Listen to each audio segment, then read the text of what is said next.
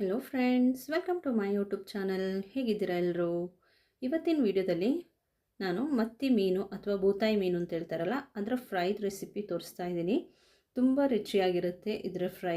ನನಗಂತೂ ತುಂಬ ಇಷ್ಟ. ಇದು ಸಣ್ಣ ಮತ್ತಿ ಸಿಕ್ಕಿದೆ ನನಗೆ, ಅದಕ್ಕೆ ಇದು ಸಾರು ಮಾಡೋದಕ್ಕೂ ತುಂಬ ಚೆನ್ನಾಗಿರುತ್ತೆ, ಫ್ರೈ ಮಾಡೋದಕ್ಕೂ ಇನ್ನೂ ಚೆನ್ನಾಗಿರುತ್ತೆ. ನೀವು ಕೂಡ ಒಂದು ಸಲ ಟ್ರೈ ಮಾಡಿ.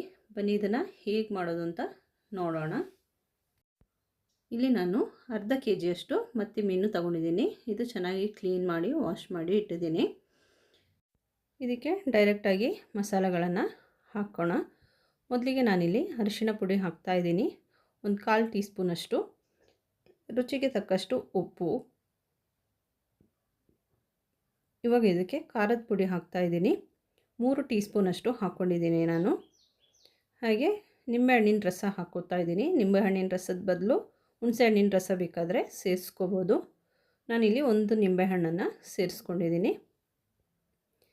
ಇವಾಗ ಇದನ್ನು ಚೆನ್ನಾಗಿ ಮಿಕ್ಸ್ ಮಾಡ್ಕೊಳ್ಳಿ. ನೀರು ಇವಾಗಲೇ ಹಾಕೋಕ್ಕೆ ಹೋಗಬೇಡಿ, ನೋಡಿಬಿಟ್ಟು ಆಮೇಲೆ ಹಾಕಿದರೆ ಆಯಿತು. ಯಾಕಂದರೆ ಮೀನು ವಾಶ್ ಮಾಡಿದಾಗೆಲ್ಲ ಅದರಲ್ಲಿ ನೀರಿರುತ್ತೆ. ಮೊದಲೇ ಹಾಕಿದರೆ ತೆಳ್ಳಗಾಗಿಬಿಡುತ್ತೆ, ಅಷ್ಟು ತೆಳ್ಳಗಾಗಬಾರ್ದು.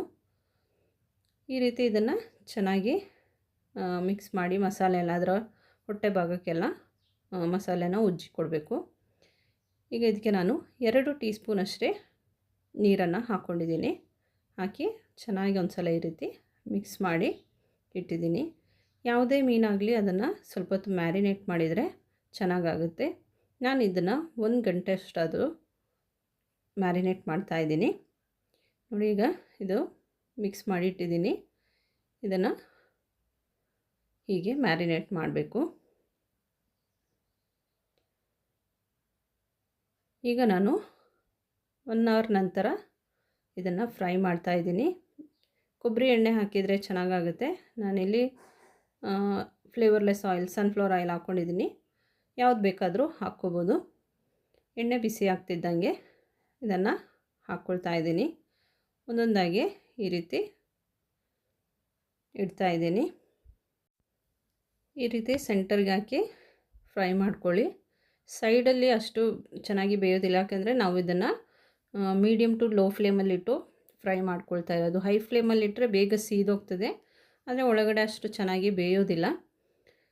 ಇದರ ಮುಳ್ಳು ಸಮೇತ ತಿನ್ಬೋದು. ಆ ರೀತಿ ಫ್ರೈ ಮಾಡಿ ತೆಗಿಬೇಕು ಇದನ್ನು. ನೋಡಿ, ಇದು ಒಂದು ಸೈಡ್ ಫ್ರೈ ಆಗಿದೆ. ಒಂದು ಸೈಡ್ ನಾವು 2 to 3 ಮಿನಿಟ್ಸ್ ಆದರೂ ಫ್ರೈ ಮಾಡ್ಕೋಬೇಕು ಲೋ ಫ್ಲೇಮಲ್ಲಿ. ಇವಾಗ ಇದನ್ನು ಟರ್ನ್ ಮಾಡ್ತಾಯಿದ್ದೀನಿ. ಈ ರೀತಿ ಟರ್ನ್ ಮಾಡ್ಕೊಳ್ಳಿ. ಎಲ್ಲನೂ ಅದೇ ರೀತಿ ಟರ್ನ್ ಮಾಡ್ಕೊಳ್ತಾ ಇದ್ದೀನಿ. ಈ ರೀತಿ ಇನ್ನೊಂದು ಸೈಡ್ ಬೆಂದಮೇಲೆ ಪುನಃ ಮತ್ತೆ ಫಸ್ಟ್ ನಾವು ಇಟ್ಟಿರುವ ಸೈಡ್ಗೆ ಹಾಕ್ಕೋಬೇಕು. ಅಂದರೆ 2 ಸಲ 2 ಕಡೆನೂ ಫ್ರೈ ಮಾಡಿ ತೆಗೆದ್ರೆ ಚೆನ್ನಾಗಿ ಫ್ರೈ ಆಗುತ್ತೆ. ನೋಡಿ, ಈ ರೀತಿ ಕಲರ್ ಬರಬೇಕು. ಈ ರೀತಿ ಫ್ರೈ ಮಾಡ್ಕೊಳ್ಳಿ. ತುಂಬ ಅಂದರೆ ತುಂಬ ಟೇಸ್ಟಿ ಇರುತ್ತೆ. ನನಗೆ ಇದರ ಕೆಳಗೆ ಬಾಕಿ ಉಳಿದಿರುವ ಮಸಾಲದಲ್ಲಿ ಅನ್ನ ಕಲಸಿ ತಿನ್ನೋಕ್ಕೆ ತುಂಬ ಇಷ್ಟ. ನೀವು ಎಲ್ಲಾದರೂ ಟ್ರೈ ಮಾಡಿಲ್ಲ ಅಂದರೆ ಮಾಡಿ ನೋಡಿ. ಇವಾಗಿದು ಫ್ರೈ ಆಗಿದೆ.